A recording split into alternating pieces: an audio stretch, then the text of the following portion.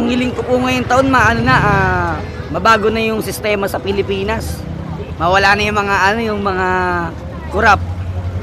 Tapos yung bilihin sana ibalik sa dating mababang bilihin. Ilayo lang sila sa Panganib, disgrasya. panganib at disgrasya. Yun lang po ang hinihiling. Maging maayos din, lumaki yung mga apo ko at mga anak ko na maging mabait.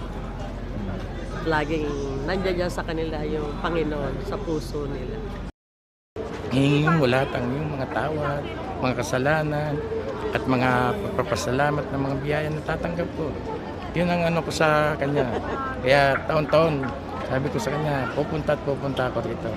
Kahit ako lang mag-isa, hindi ko makasama mga asawa ko o anak ko. Basta ako, hindi ako pwedeng lumiban.